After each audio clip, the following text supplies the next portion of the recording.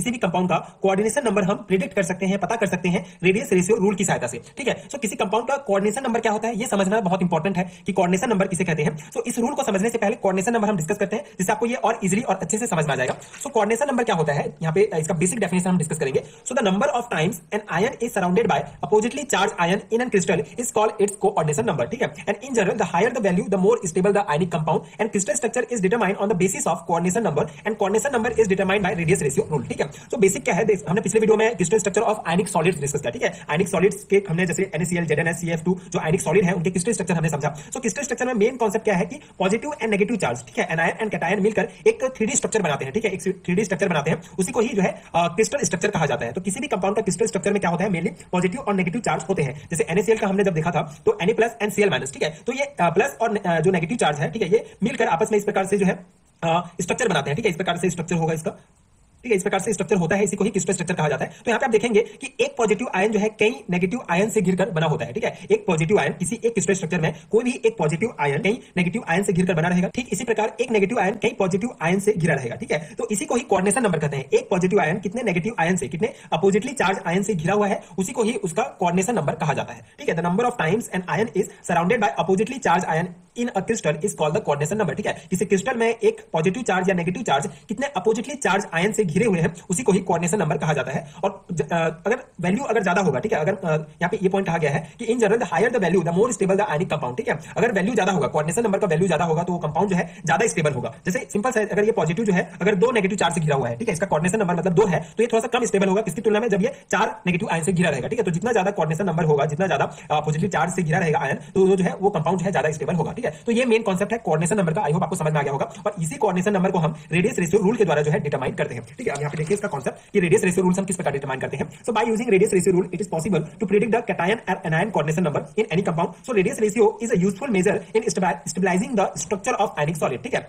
सो radius ratio rule से हम coordination number determine करेंगे और कोऑर्डिनेशन नंबर से ही किसी भी आयनिक सॉलिड का स्ट्रक्चर बनता है। तो ये पॉइंट इंपॉर्टेंट है कि ये यूजफुल है किसी भी आयनिक सॉलिड का स्ट्रक्चर को स्टेबलाइज करने के लिए, ठीक है, बनाने के लिए रेडियस रेशियो रूल इंपॉर्टेंट है। So radius ratio is the ratio of ionic radius of the cation to the ionic radius of the anion in an cation anion compound. ठीक है, तो कैटायन एनायन कंपाउंड में ये basically ये जो formula है उसको यहाँ पे लिखा गया है। So relation between the radius coordination number and the structure arrangement of the molecule are radius ratio का ये फॉर्मूला है आपको। ठीक है, ये कुछ बेसिक थ्योरी पॉइंट्स आपको लिखना होगा रेडियस रेशियो रूल का। उसके बाद आपको ये डायरेक्ट फॉर्मूला लिखना है। ठीक है, सो रेडियस रेशियो इसको जो है आर से इस प्रकार से इसको शो करते हैं। इसका जो फॉर्मूला होता है that is radius of cation r plus upon radius of anion. ठीक है, तो कैटायन और एनायन का जो है ये रेशियो होता है। ठीक है, रेडियस रेशियो क्या है, radius of cation upon radius of anion. ठीक है, तो ये बेसिक फॉर्मूला है, ये आपको ध्यान रखना है। इसके बाद ये रेडियस रेशियो रूल का ये बेसिक हो गया। उसके बाद आपको जो है ये कुछ ये एक टेबल याद रखना पड़ेगा। ठीक है, जनरली ये जो है मेनली बीएससी एग्जाम्स में पूछा जाता है, ये टॉपिक्स बीएससी एग्जाम के पर्सपेक्टिव से बहुत इंपॉर्टेंट है। सो उस अकॉर्डिंग आपको अपनी तैयारी करना होगा। ठीक है, तो रेडियस रेशियो रूल कभी कभी 2 मार्क्स में पूछा जाता है। What is radius ratio rule, तो आपको ये डेफिनेशन लिख के ये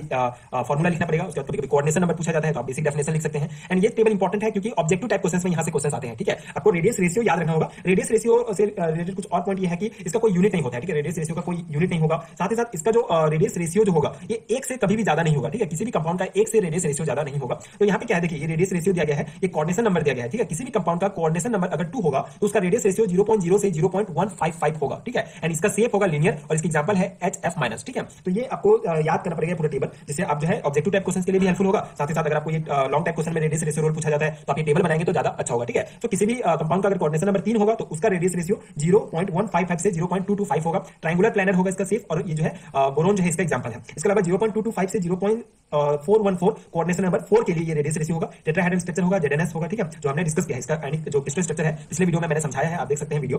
ठीक है, इसमें basically Zn+2 and S2- ion दोनों जो है दोनों का कोऑर्डिनेशन नंबर 4 होता है, क्योंकि दोनों जो है जैसे Zn+2 जो है ये 4 जो है S2- आयन से घिरा रहता है, सेम जो है S2- आयन जो है ये 4 Zn+ आयन से घिरा रहता है। तो इसका कोऑर्डिनेशन नंबर 4 होगा और इसका रेडियस रेशियो 0.225 से 0.414 होगा। इसके अलावा कोऑर्डिनेशन नंबर अगर किसी कंपाउंड का 6 है, जैसे NaCl हमने डिस्कस किया था, तो उसका रेडियस रेशियो 0.414 से 732 होगा। एंड CHCl, ठीक है, अगर CHCl जो है ये क्यूबिक स्ट्रक्चर होता है, उसके जो है कोऑर्डिनेशन नंबर 8 होगा। ठीक है, और इसका रेडियस रेशियो तो पहला है nature of bond. So to obey the ionic radius rule the compound must be 100% ionic, but this is impossible. ठीक है, सो देखिए किसी भी कंपाउंड में रेडियस रेशियो रूल को अप्लाई करने के लिए जो कंपाउंड है ये 100% आयनिक होना चाहिए, मतलब 100% पॉजिटिव एंड नेगेटिव चार्ज से बना होना चाहिए। लेकिन ये जो है इम्पॉसिबल है, ठीक है, पॉसिबल नहीं है कि हर एक कंपाउंड 100% आयनिक हो, तो ये एक लिमिटेशन है नेचर ऑफ बॉन्ड, ठीक है। इसके अलावा spherical ion, so ion are assume to be spherical in crystal structure, but this assumption does not gives correct result, ठीक है। बेसिकली हम जब किसी भी स्ट्रक्चर, कोई भी क्रिस्टल स्ट्रक्चर बनाते हैं तो हम आयंस को जो है स्फेरिकल शेप में होगा इस प्रकार से बनाते हैं, ठीक है, स्फेरिकल शेप में अज्यूम करके जो है हम स्ट्रक्चर बनाते हैं, ठीक है। लेकिन ये जो है स्फेरिकल नहीं होता है कुछ कुछ केस में, जैसे transition metal ions with partially field D orbital also can not be spherical, ठीक है। तो ट्रांजिशन मेटल आयन जिसमें डी ऑर्बिटल पार्शियली फिल्ड होते हैं वो स्फेरिकल नहीं होते हैं, तो ये इसका लिमिटेशन हो गया।